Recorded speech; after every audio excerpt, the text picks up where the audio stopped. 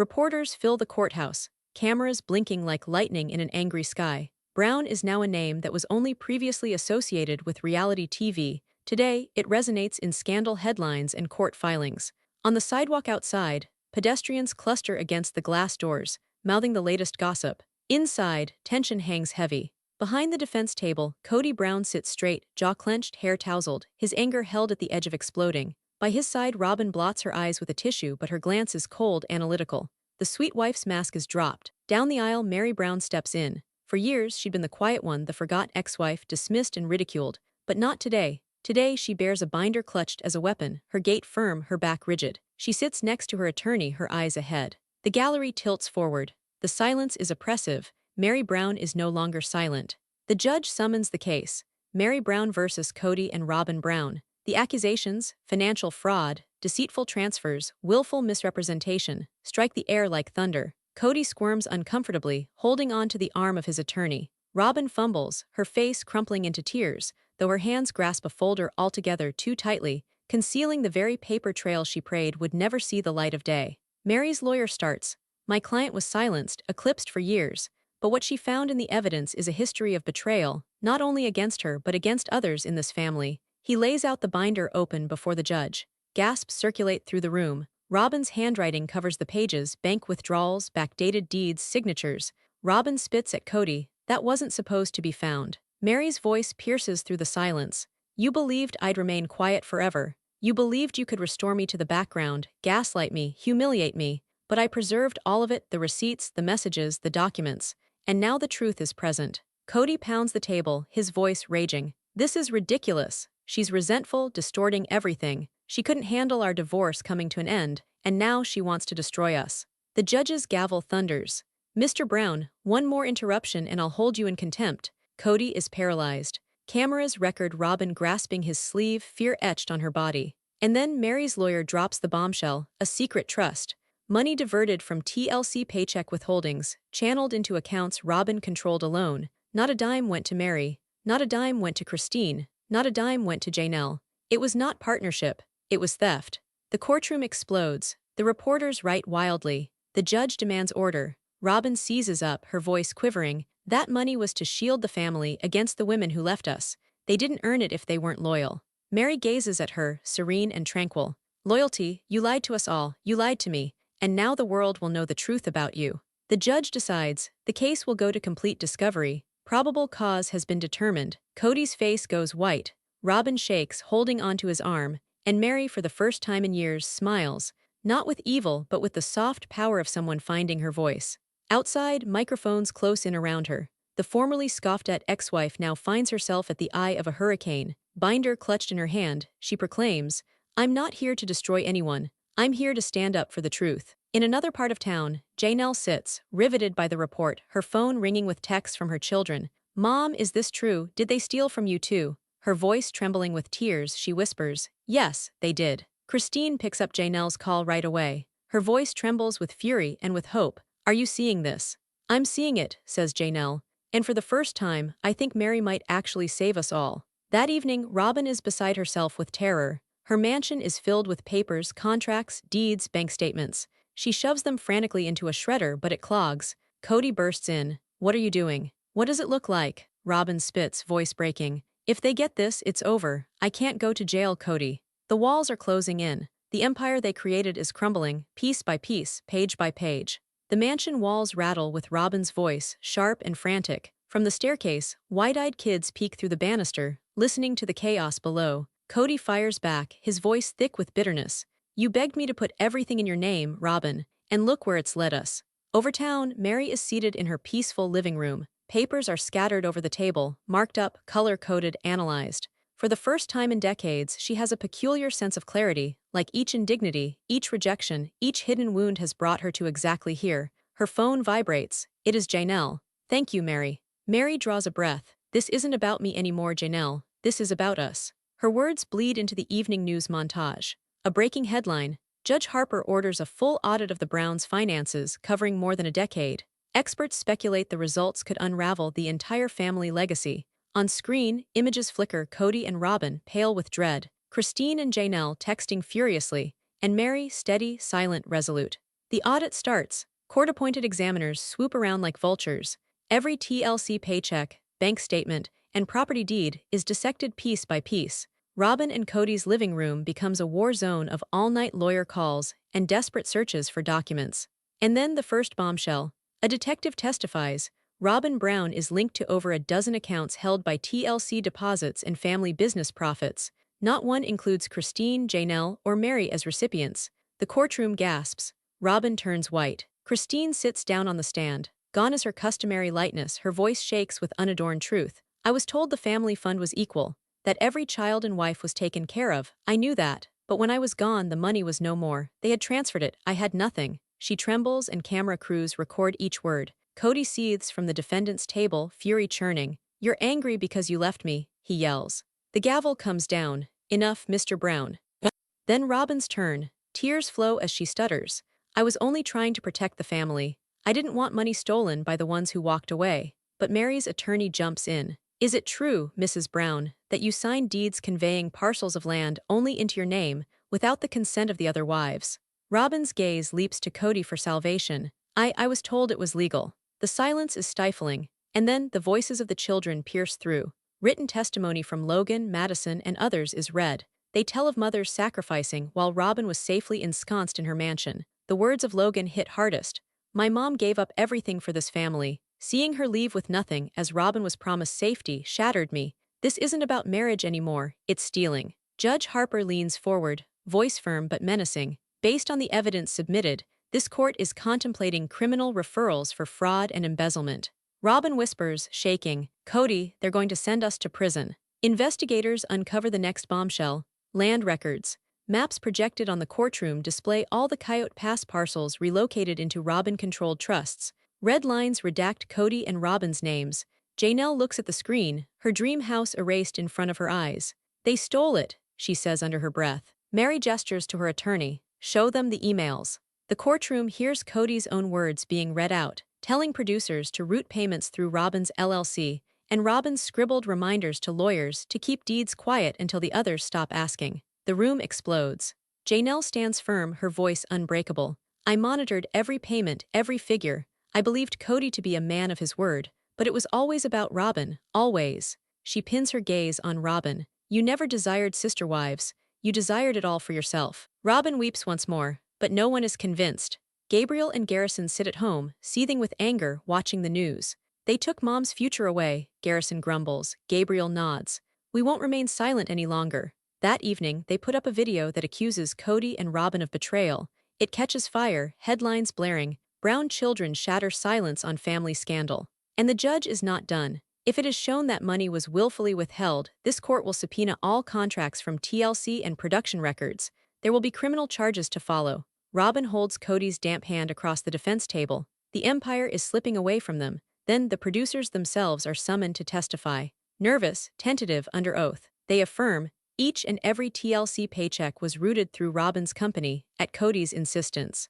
One admits Kody explained it was easier for taxes, but when questioned if the other wives ever consented, the silence is telling. The courtroom erupts in chaos, Christine's voice cutting, shaking with anger as she leans forward to Janelle. He let me leave with nothing. I thought I was penniless because I left, but it was because he'd already taken everything. Her anger seethes, volcanic. Later, outdoors in a raw confession, Christine doesn't mince words. Kody was never about family. It was always about power, always about control. Back in the house, Robyn is cornered on the stand. The attorney's tone slices through the quiet. Mrs. Brown, did you authorize spending from that LLC on high-end items, jewelry, designer apparel, vacations? Robyn falters.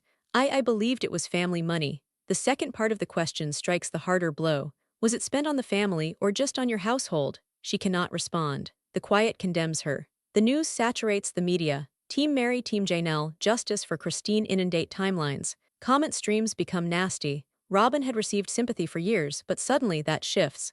By herself at night she reads the venom. Her phone vibrates, texts from stepchildren, chilling and accusatory. On the bathroom floor she breaks down, weeping into the tile. And then the cliffhanger. Judge Harper declares, over $1.4 million can't be accounted for. Kody's face goes red with alarm. Robyn whispers, fearful, they'll take everything from us. Meri introduces the last dagger, text messages between Robyn and Kody. The words flash up on the courtroom screen. Don't worry, baby. Christine will be gone soon. Janelle's too trusting. Meri will always be stranded. It's all ours. Gasps. Christine holds onto Janelle's arm. He was plotting this the entire time. Meri holds her ground, her voice trembling but intact. Kody, you wanted me to be invisible, but now the truth can be seen by everyone. Kody explodes, pounding his fist, shouting about context, screaming at journalists. The judge's gavel comes down with a crack. Refrain yourself, Mr. Brown. But the harm is already inflicted. Cameras record every sip of his anger.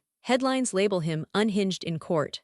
And then come the children. Logan goes first, his cool commanding the room. My moms were better than this. They gave everything to this family. To have it taken diverted on them, it's betrayal at its worst. The gallery relaxes. Even Judge Harper's voice changes. Maddie is the next to speak, remembering the difficulties of Janelle. Pedon's turn comes, harsh and biting. Kody placed Robyn and finances above all of us. And now it's coming back on him. Every sentence cuts deeper. Kody batters out foamy anger at producers. You're turning my kids against me. This is a setup. But outside, cameras roll as reporters cry out the only question that matters. Kody, did you steal from your wives? His rage is drowned out. The judge issues his directive. A decision will be made in weeks, and fraud accusations stay firmly in place. Robyn holds a rosary tight, mumbling prayers.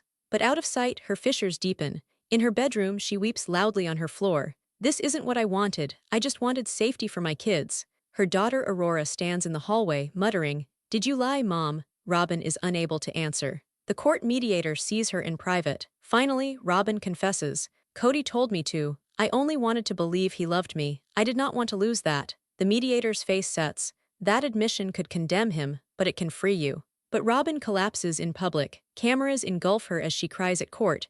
They're portraying me like a monster. I loved them. I loved this family. But the public no longer sympathizes. Sympathy is lost. Prosecutors move in. We are now seriously exploring fraud charges against Kody Brown. Closing arguments get underway. Meri's attorney's tone is firm, biting. This was never a marriage. This was a cover for abuse. The women who constructed this household were cast aside while Kody and Robyn grew rich. Kody's lawyer steps back. This was consent. This was family, not a crime. But the jurors aren't having it. Outside, the Browns break apart. Half the kids are with Christine, Janelle, and Meri. The others hold their tongues, staying out of camera frames.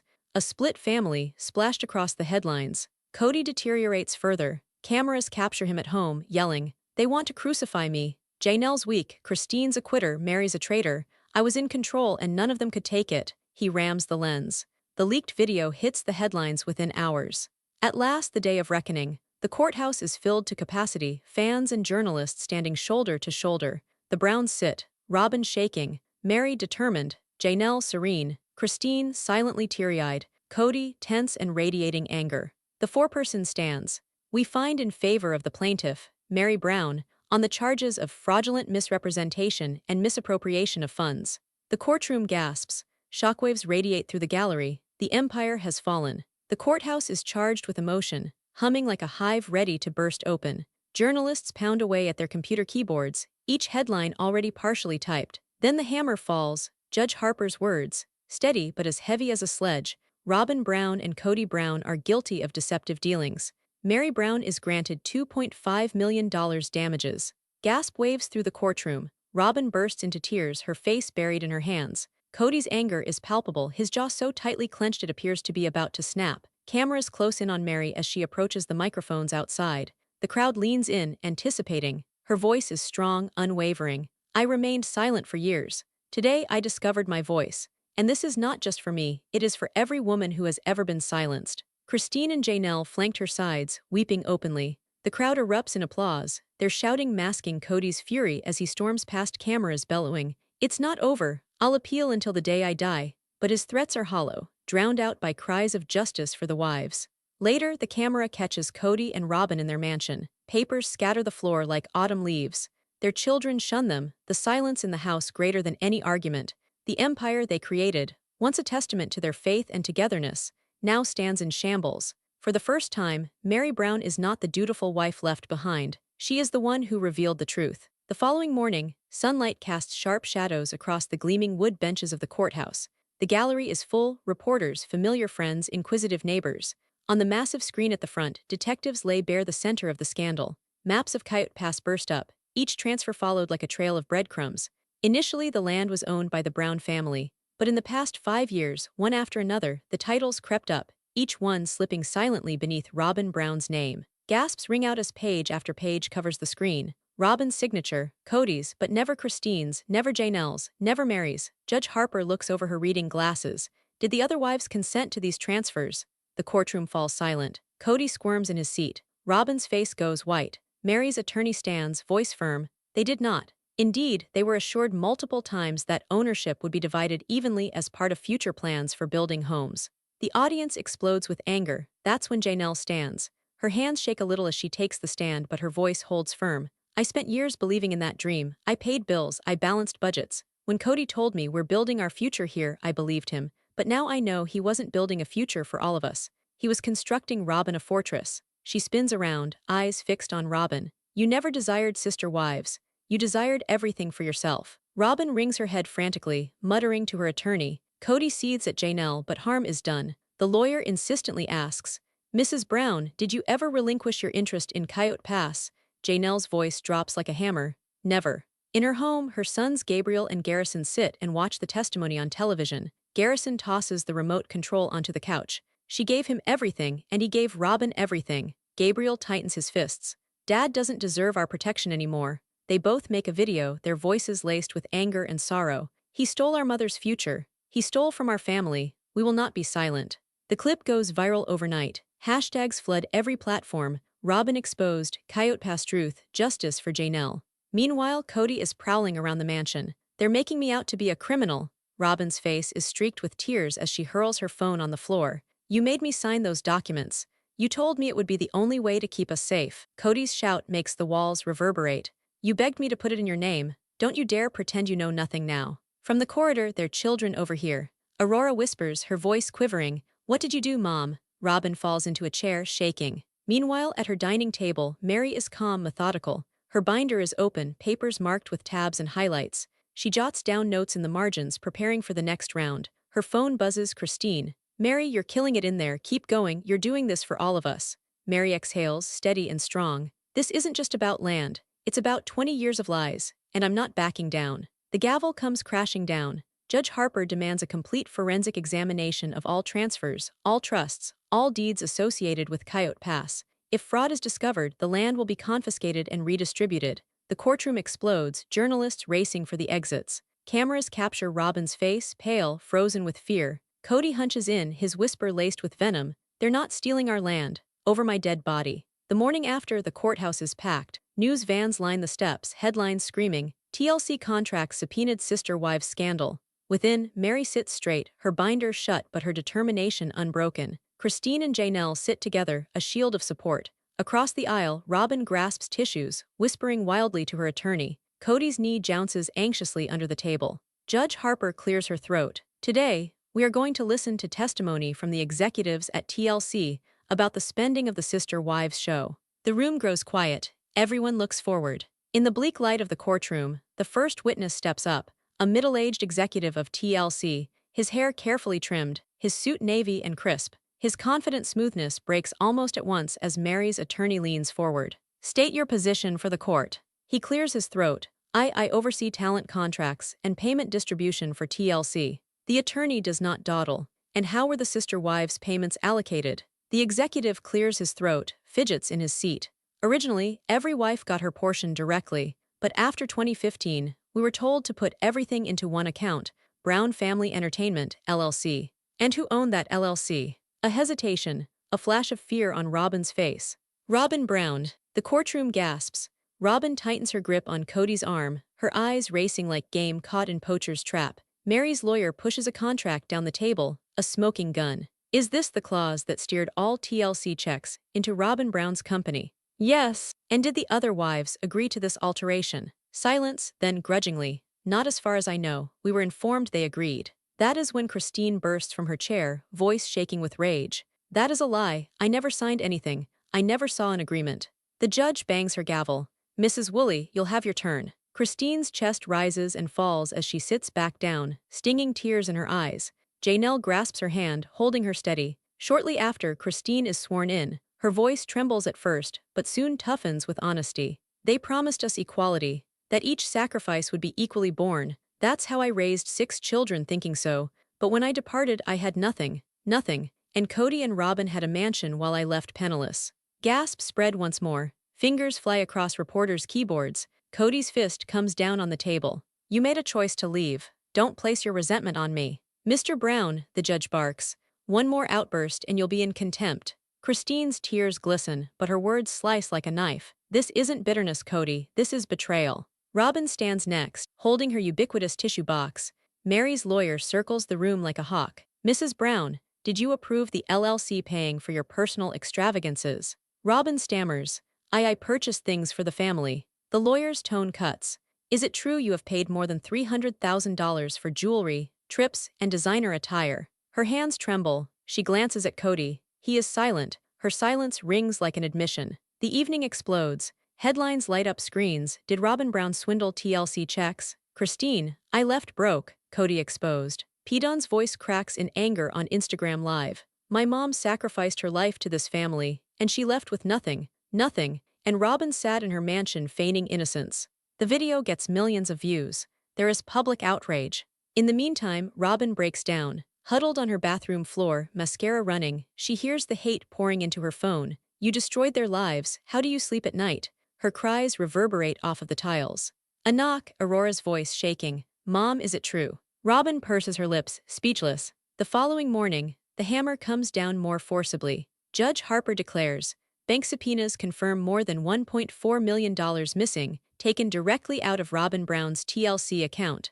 This court will also consider referral for criminal charges. Pandemonium breaks out. Reporters yell. Cameras click. Kody turns white. Robyn bursts into tears. Christine, Janelle, and Meri share a heavy, wordless look. Justice is at last closing in. Then Meri testifies. Serene, unflappable, binder clutched to her chest. Mrs. Brown, why did you file this suit? Her voice is gentle but unshakable. I was instructed for years to remain faithful, to keep the family's secrets. But faithfulness isn't concealing betrayal. Faithfulness isn't deleting yourself to uphold someone else's falsehoods. Kody and Robyn constructed an empire on lies, and I will establish their guilt. The gallery is charged with an air of electricity. Reporters jot notes. Cameras pop. Meri's lawyer sets down a thick sheaf of depositions. Property managers, financial planners, even relatives. Pages turn over. Testimony is read out loud. A bank manager testifies. Following the relocation to Flagstaff, accounts transferred into Robyn's name. A real estate agent recounts missing signatures, names deleted, manipulated deeds, and the alleged family emergency fund, almost depleted in a single transfer to Robyn's private trust. Gasps crash across the room like thunder. Robyn shakes, paralyzed by the gravity of truth. And for the first time, the silence she based her power on starts to crumble. Robyn's tears streamed heavy, Kleenex bunched tightly in her fist as she attempted to become the victim. They're taking everything out of context, she wept. Kody and I only did what was best for all of us. I didn't take anything. This is just a miscommunication. But the judge remained unfazed. Her voice, sharp and cutting through the drama, shut the room up. Mrs. Brown, this court is not interested in plays. It is the facts that are of concern here. Kody's face flushed red with anger, his glare aimed squarely at Meri from across the courtroom. And then the twist, the one page that would break the illusion. Meri's lawyer slid across a notarized document, the ink clean and incriminating. Your Honor, this document establishes Meri's name was removed as owner of a prominent Coyote Pass property without her knowledge. That signature, a forgery. The room burst into chaos. Gasps were echoed through the gallery, fingers on keyboards flying. Even Judge Harper stopped, her eyes raking the page with fresh significance. If what you maintain is correct, this is serious. There will be a forensic analysis to be done. Kody grumbled under his breath, Robyn with her head in her hands, but all stared at Meri. Her weeping was not weakness this time, it held determination. Her voice shook, then firmed. For too long I was silent. I believed maintaining peace was greater than speaking the truth, but only silence served the betrayers. No longer, today I choose me. The gallery erupted into applause, in spite of the judge's call for order. And at that instant, Meri's bravery hit at the very core of the empire Kody and Robyn had constructed. The courtroom trembled with disclosures, yet this was just the start. More sinister truths still lingered in the background. The fight wasn't finished. It had just started.